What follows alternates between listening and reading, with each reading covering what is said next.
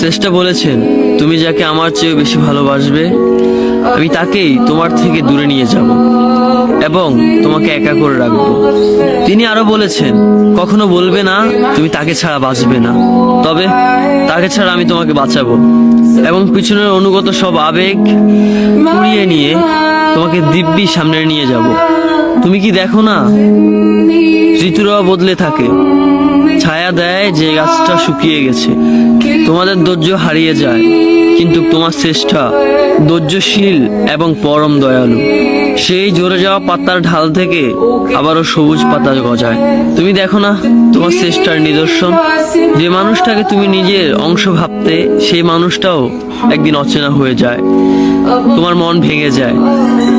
এমনকি তোমার বিশ্বস্ত বন্ধুরাও স্বার্থ পুড়িয়ে যাওয়ার পর বিশ্বাসঘাতকে পরিণত হয়। তুমি কি তা দেখো না? যে মানুষটাকে নিজের জীবনের চেয়েও বেশি ভালোবাসতে সেই মানুষটাও প্রতারণা করে। তবে তুমি কেন চেষ্টার বিমুখ হয়ে মানুষকে ভরসা করো? অদ্ভুত এই পৃথিবীতে যখন তুমি ভাবো এটা হবে না কখনোই, কিন্তু কিছুক্ষণ পর সেটাই হয়। সেটাই হবার নয় কি? তুমি বলো আমি পড়বো না, অথচ তুমি পড়ো। তুমি বলো আমি বিরক্ত হব না, অথচ রোজ তুমি বিরক্ত হও।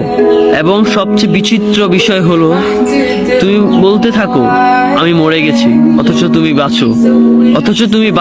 তোমার চেষ্টা তোমাকে বাঁচায়, তোমার চেষ্টা তোমাকে বাঁচিয়ে রাখে। তো শুকরিয়া আদায় করো তোমার সেই সৃষ্টিকর্তা মহান রব্বুল আলামিনের উপর।